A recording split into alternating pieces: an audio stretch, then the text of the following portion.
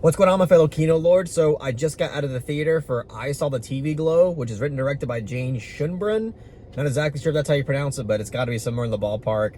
And it's an A24 distribution.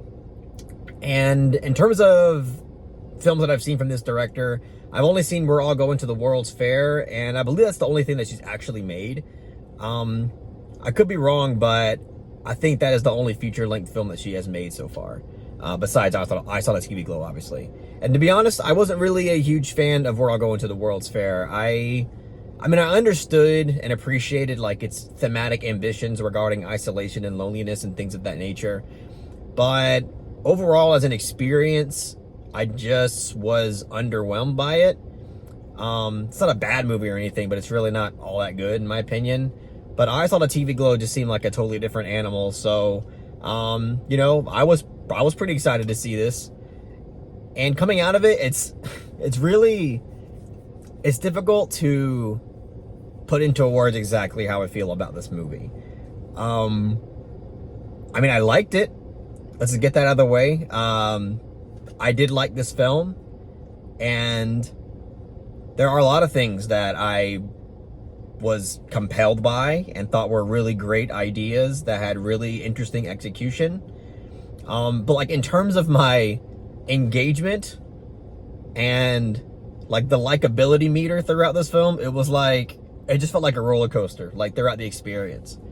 Mostly just because there are stylistic choices, and in terms of the writing and the dialogue, there's just moments where I was like, ooh, like it would take me out a little bit. It just felt uncertain with the reasoning behind things, felt uncertain about the way dialogue was written, and I don't know, it was weird. It was a weird kind of experience in that way. But I overall liked the movie quite a bit still. I think by the end of it, it kind of like, I don't know, I guess made me appreciate the experience more as a whole. Because I did really love the ending to this movie, I'll say that. But thematically speaking, this film has so much depth. Like I think if you're going into this movie, you know, expecting something that has like logical narrative implications, you know, things that have conventional linear storytelling devices, things like that, I feel like you are not going to like this movie, because in my opinion, this entire movie is incredibly metaphorical and symbolic and thematic, and it's just actually it's a very psychological kind of experience that dives into, it almost comes off like a cautionary tale in a lot of ways, whether it's cautionary about the positive illusion of nostalgia, a cautionary tale on escapism and using media, specifically in this movie, it's a TV show, as a way to escape reality.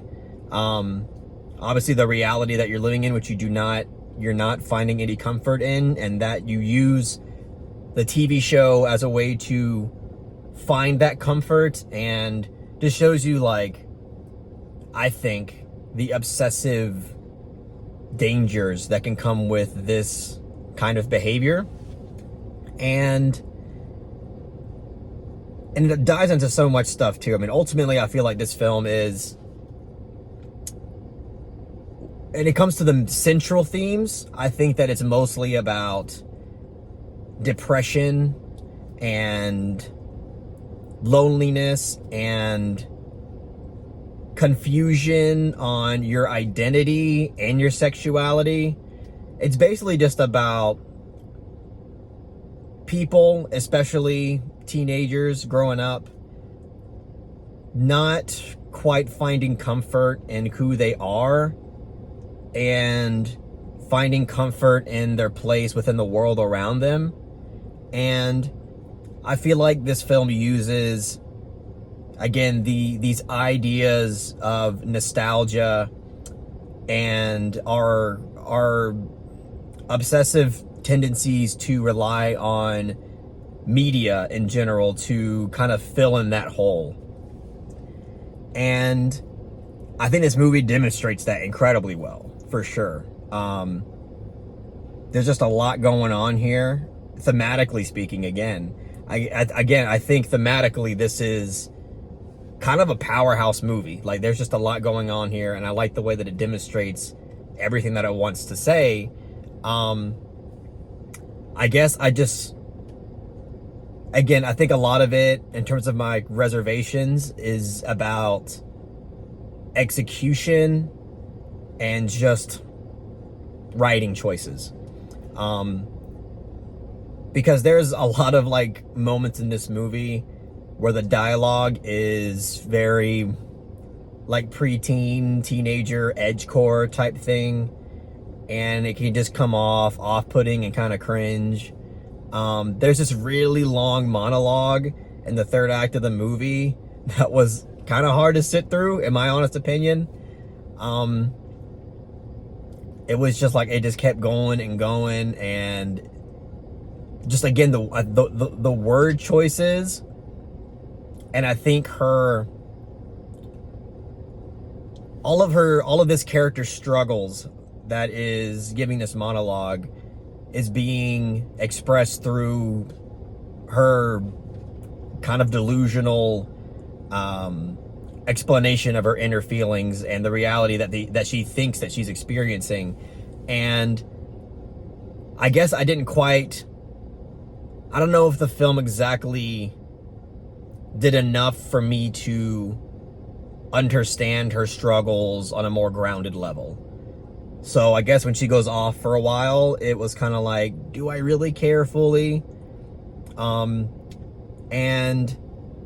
also just the writing choices sometimes were just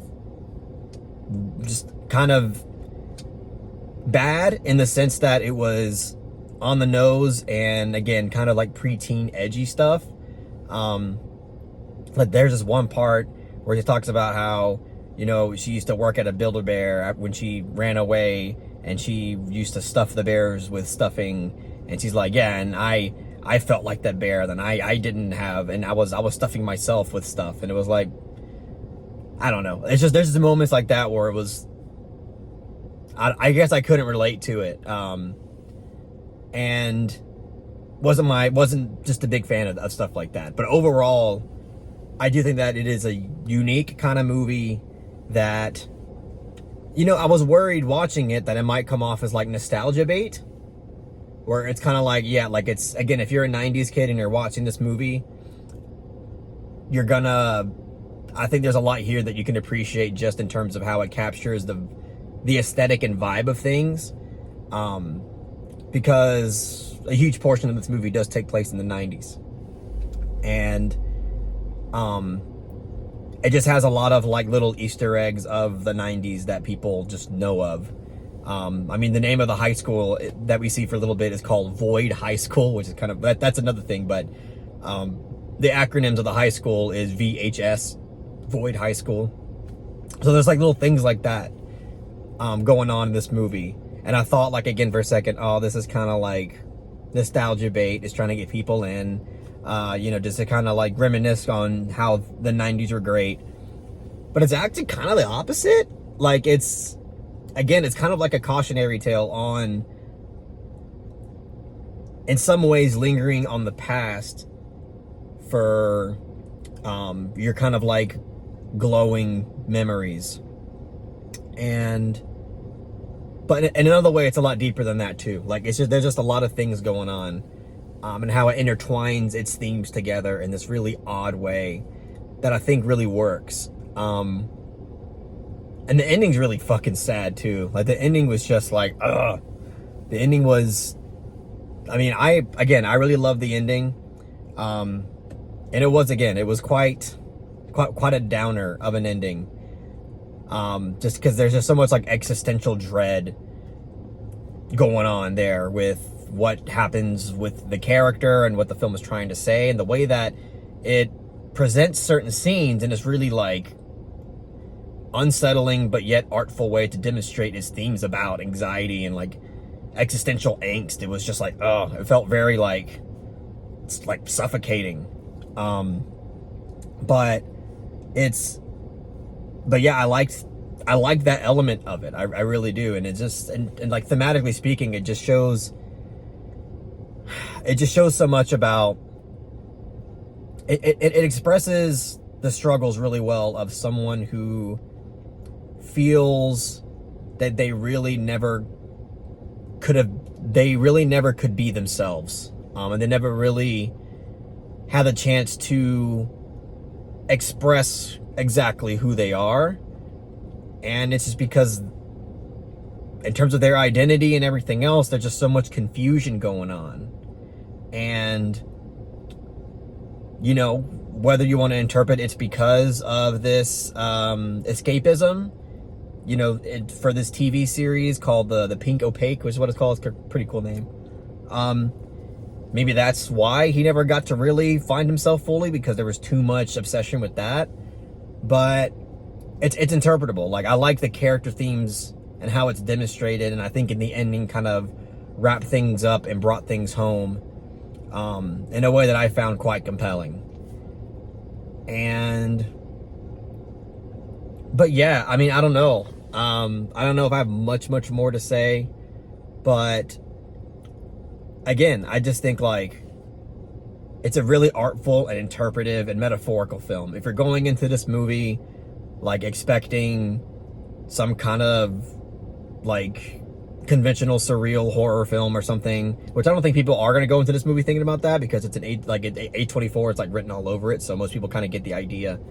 But I would just say, like, don't go into this thinking like logical or narratively, or wanting like some kind of like narrative explanation for the events that you witnessed.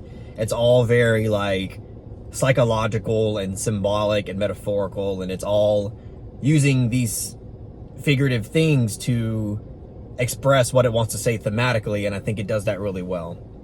So I don't know, man. I've been teetering on this one for a while, but I think once it's all said and done, I'll appreciate this film more. I think about it, and I'm definitely gonna watch it again at some point.